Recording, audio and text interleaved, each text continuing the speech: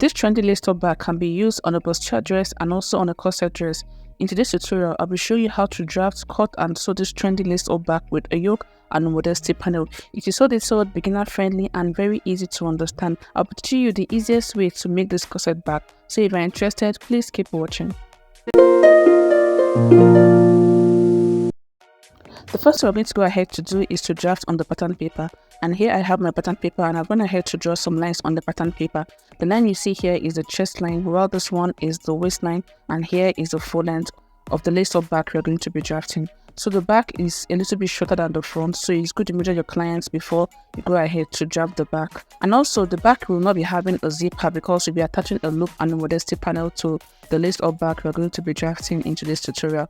Now I'm going to go ahead to start inserting my measurement. The first measurement I'll be inserting is my shoulder divided by 2 at the top of my paper like so. So I'm going to go ahead to measure my shoulder divided by 2 at this point and mark. After marking it, I'll be coming down by 1 inch for the shoulder slope, after which I'll go ahead to draw my armhole depth line like you see me doing in the video.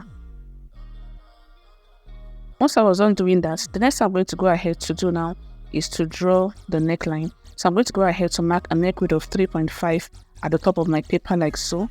The neck depth I'll be working with is 1.5 inch. After marking it, I'll go ahead to draw the neckline with my curved ruler like this. Then I'll go ahead to draw the shoulder slope. Once I'm done doing this, next I'm going to go ahead to do now is to take out the back opening. And in doing that, I'll go ahead to measure 2.5 inch from the center back like so. If you want yours to be wider, you can go ahead to measure 3 inch. I'll mark the 2.5 inch on the chest line and I'll do same on the full length line, after which I'll go ahead to connect the 2 points together using the straight line like so.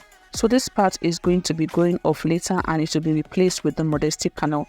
Next, I'm going to go ahead to draw the keyhole, and in doing that, I'll be coming down from my neck depth line by 1.5 inch like so.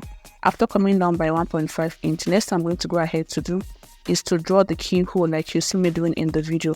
I'm going to go ahead to connect the point to the back opening line like you see me doing in the video. So basically this is what the keyhole is going to look like, and this upper part is going to be serving as the yoke.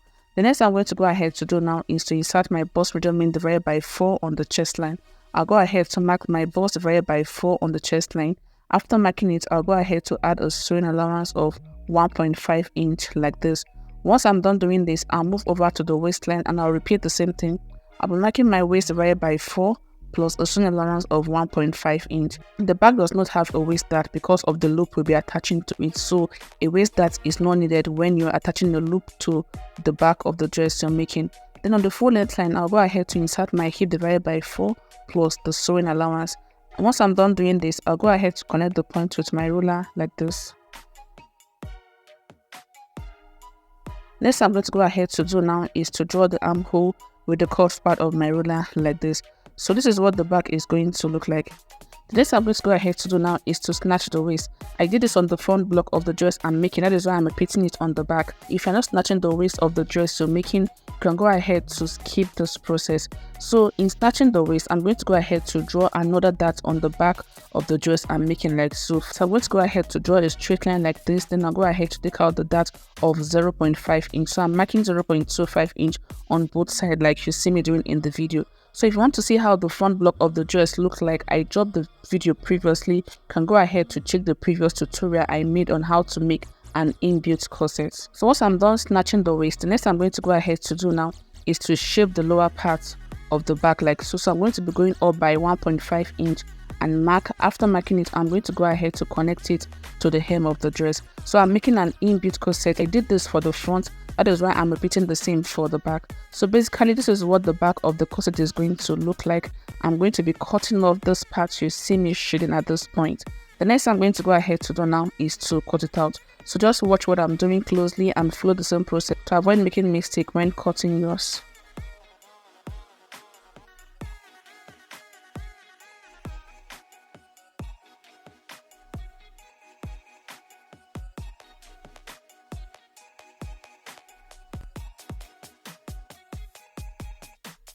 So after cutting, this is what the back is going to look like. Here I have the yoke.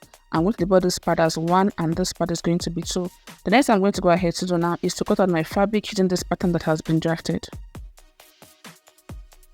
So after cutting my fabric using the pattern, this is what I have. So here I have the yoke. I'm using a skin tone net for the yoke of the back, and here I have the main bodice of the back. I went ahead to add a sewn allowance of 0.5 inch all around, but on the hem, I added a sewn allowance of 1.5 inch on the hem of the inbuilt corset I'm making.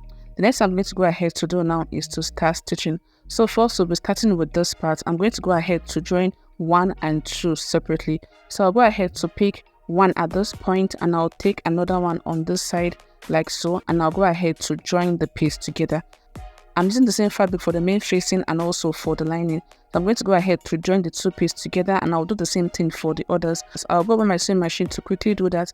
After doing that, I'll come back to show you what to do next. Once I was done joining them together, this is what it is going to look like. I also went ahead to do the same thing for the lining, and this is what the lining is going to look like. And also I went ahead to open up the seam and I gave it a good press. The next I'm going to go ahead to do now is to create my boning channels, and I'll be creating a boning channel on the center back, and also I'll be placing a boning on this part that I joined together like so. So first I'm going to go ahead to go in by 1 inch from the center back like so. I'll go ahead to mark 1 inch. After marking the 1 inch, I'll connect the 2 points together like you see me doing in the video. So for the boning, I'm going to be using two types of boning to give the back structure. I'll be using a sewable boning and a plastic boning.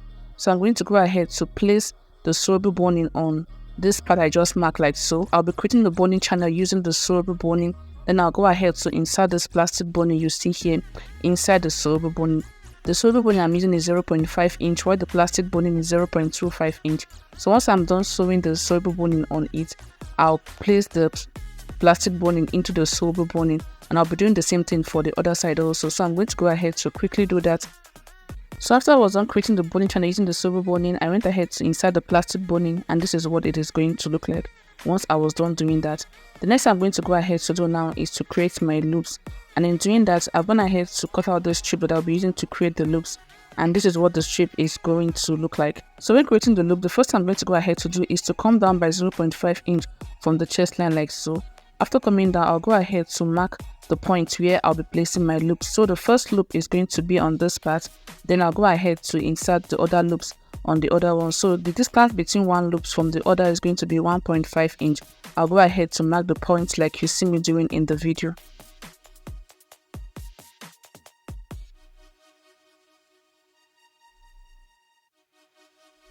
I'll also be repeating the same thing on the other side of the back like so. So I'll be doing that later on when I'm about to stitch the loop to the dress. The next I'm going to go ahead to do now is to cut the strip into smaller pieces, and I'll be using it to create the loops. So the length of the loops I'm going to be making is going to be 2 inch. So I'll go ahead to fold it into 2 like so. Then I'll measure 2 inch like this. After taking my measurements, I'll go ahead to cut it out.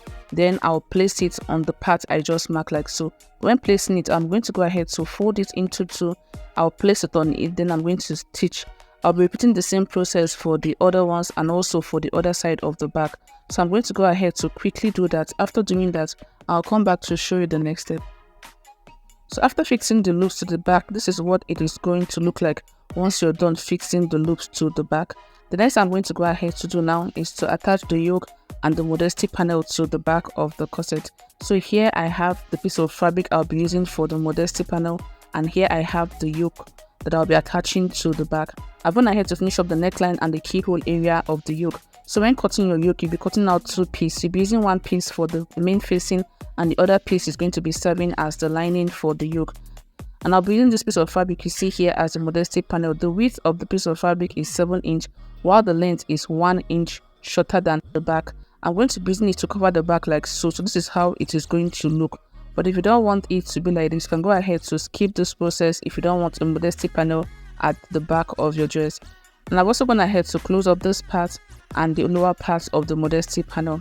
The next I'm going to go ahead to do now is to attach my lining, the yoke and the modesty panel to the back. To finish off the back, the first I'm going to go ahead to do now is to attach the yoke and the lining to the back. So I'm going to go ahead to place this yoke on this part, and I'll place the other yoke on the other side like so.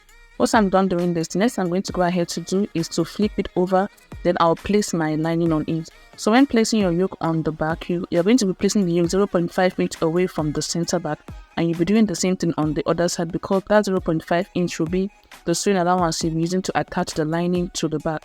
So I'm going to go ahead to place the lining on it now. But before placing the lining, what I'm going to go ahead to do is to place the modesty panel on one part of the back like so. I'm going to go ahead to place the modesty panel on this part of the back. So when placing a modesty panel, the modesty panel should be aligning with the center back, but the yoke should be 0.5 inch away from the center back. After placing it, next I'm going to go ahead to do is to place the lining on it like so. Once I'm done doing that, I'll go ahead to close up the chest area, this part and the sides. Once I'm done doing that, I'll come back to show you what it looks like. So once I was done sewing them together, this is what the back is going to look like. You can do without the modesty panel, and this is what it is going to look like. You can go ahead to make a long strip that will be used to lace the back, and here we have the yoke. This is what the yoke is going to look like. You'll be attaching a button to the upper part of the yoke. So basically this is all for the tutorial. Thank you for watching. I'll see you in the next one.